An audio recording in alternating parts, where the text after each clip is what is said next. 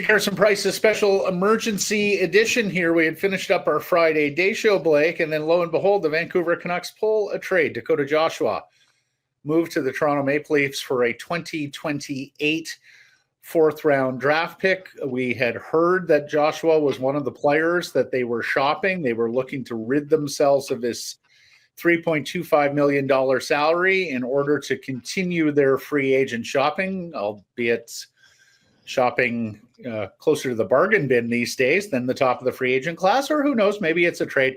Anyways, Joshua, Vancouver Canuck for several years here and had his highlights, is now off to the Toronto Maple Leafs for a 2028 fourth-round pick. Your reaction? Having a little trouble with Blake Price. It's Carson Price in a presentation of Bet365, a special emergency edition here on the to add to today's program after the trade of Dakota Joshua to the Toronto Maple Leafs. So what we have here is clearly a cap clearing move from the Vancouver Canucks, and where they're going to redeploy this money is most important. But let's just go through Dakota Joshua for a moment as a Vancouver Canuck. He came from the St. Louis Blues, where really he was a partial NHL player, played 30 games in his last season in St. Louis. The Canucks thought there was an NHL player there, and they were right. He played 79 games for the Canucks in his first season, then really broke out in his second year, 23-24, where it was 63 games and 18 goals. And you may remember he missed 20 games that year, breaking his hand in a fight. And so really Dakota Joshua turned into a 20-goal scorer in his second season with the Vancouver Canucks, if you prorate that over 82 games. And he played nearly 14 and a half minutes. Now, last season, of course, another by the fact that Dakota Joshua was getting set to report to training camp, medicals discovered testicular cancer. He had to go for surgery. He missed the first quarter of the year, so really got a late start. Never really got his season going with just 7 goals and 14 points in 57 games. His ice time was down a minute and a half as well. So he's off to Toronto now for a fourth-round pick. Yeah, there has got to be a next move here. And Blake, we're still having trouble with your audio, so we'll see if we can get that fixed.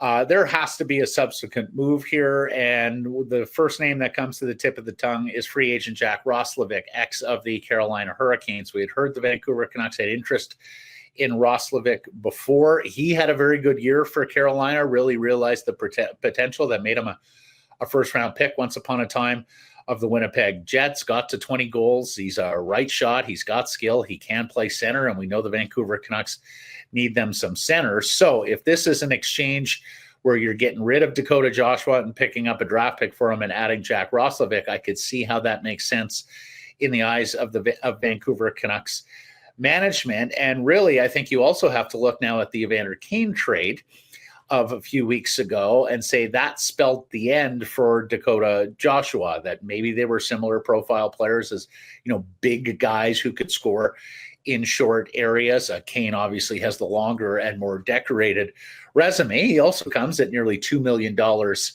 in additional money for this season, and of course is only under contract for this year, whereas Dakota Joshua has a couple of more years left on his deal, which will now be inherited by the Toronto Maple Leafs. In fact, 3 more years left on his deal.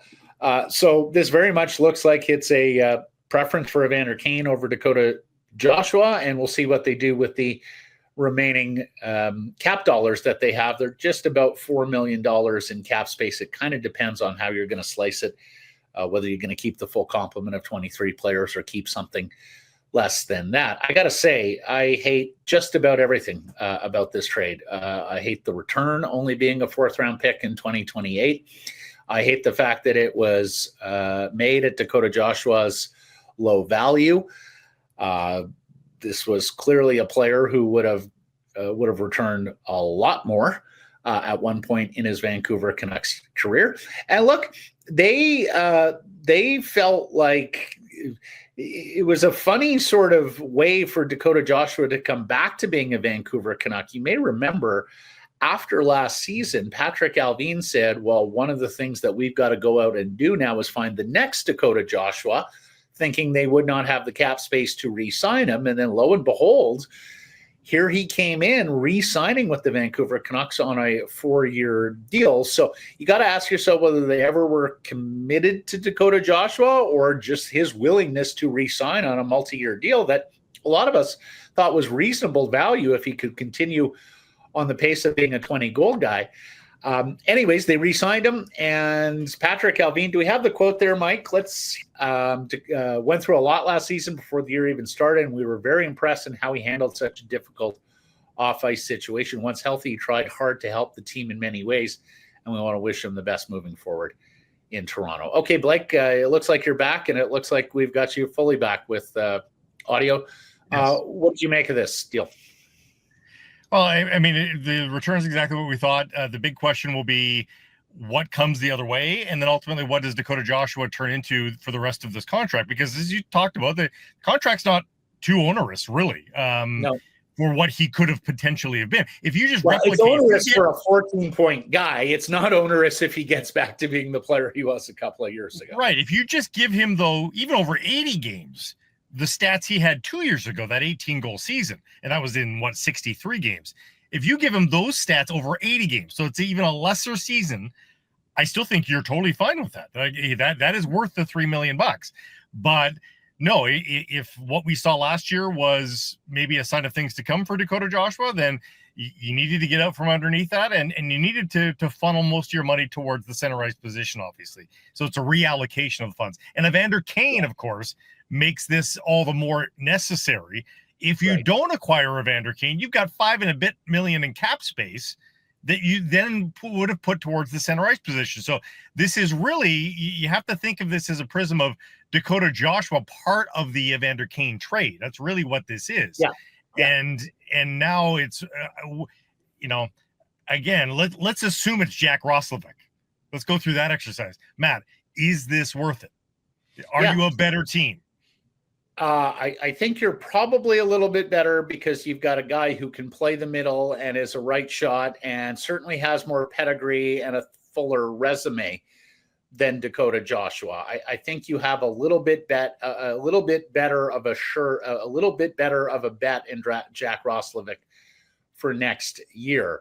What you do not have is another penalty killer. Yeah. And Joshua did not play a ton on the penalty kill last year. He had previously in his Vancouver Canucks career, but we had talked about this, Blake. You moved out Pius Suter, your primary penalty killing forward, from a unit that ranked third in the National Hockey League. Other guys who played on the PK last year substantially are not here anymore, including Danton Heinen and JT Miller. So you're going to have to find new penalty killers. I said I hate everything. I said I hated just about everything about this deal. I suppose the one thing I don't hate is that it creates some opportunity for some of their young wingers, whether that's Linus Karlsson, whether that's Jonathan Lekkerimäki, whether that is Cerise Arshdeep Baines. But I just find that this disjointed Vancouver Canucks offseason continues. You needed desperately to get a center. You put all your money into wingers. Now you're dealing from a position of weakness, having to move money out, and the Toronto Maple Leafs certainly knew that. I mean, let's face it, the return here is nothing, and it is likely to be nothing in the National Hockey League. Interestingly, though, we've heard that the Leafs were in on Roslovic, so getting Joshua now precludes them from being competition for Jack Roslovic, if that was ever a thing. Yeah.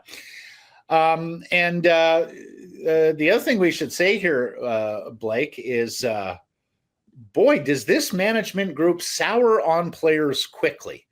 Let me read you the list here of players that they acquire via trade or sign and then shuffle on in relatively short order. Carson Soucy, Vincent Desharnais, Danton Heinen, Daniel Spruck, pretty much all of last year's free agent class. Ilya Mikheyev is on that list. Anthony Beauvillier is on that list. So, a couple of ways, Curtis Lazar is on, a couple of ways that you can look at this, although was Lazar the previous management? Anyways, a couple of ways you can look at this.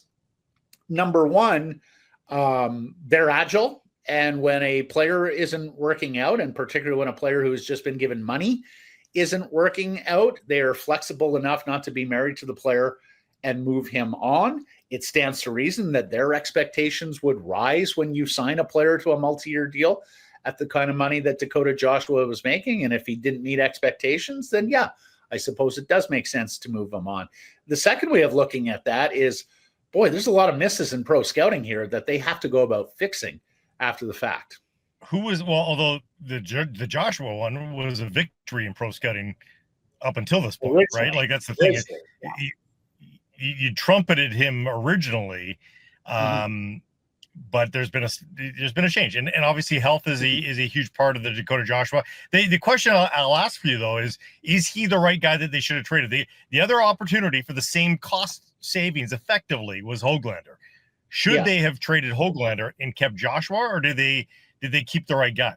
No, I think I would have kept Höglander over Joshua. I think there's more of an offensive upside there. He's a little bit cheaper. He's younger. So, and of course, he's not coming off a season that was derailed by a cancer diagnosis surgery. And of course, the difficulty of having to drop in midway through the year. And obviously that affected his season. Look, I'm not sure there's a great chance that Dakota Joshua gets to being a 20-goal scorer from here, but I still thought he could be a useful player, and the Vancouver Canucks, by simply moving him out today for a future draft pick, are a weaker team. We'll see what they do with the cap savings, but for the moment, this whittles away at the team's biggest weakness right now, and that is goal scoring, even if it's on the wing and not. I'll stand pat. If this is to set up a trade, I'm interested. If this is to sign Jack Roslovic, I'm a little less intrigued by what they've done here today.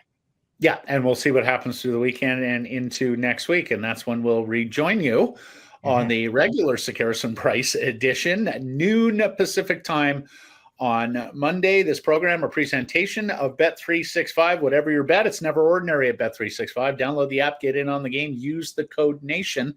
When doing so, must be 19 or older. Please play responsibly. Apologies for the few technical difficulties we've had. Needless to say, this was a whipped up emergency show. So much so, Blake, I can tell you I'm in the office of our friend Gary Nettergaard, the GM at Northlands, just before tee off. And that's what I've got in front of me right now. That's what I've got in front. That's a big rack there. And I'm surrounded by golf guys watching the Open. Have yourselves a wonderful Thursday, everybody. And we'll be back on Sekerson Price on Monday to further discuss this trade.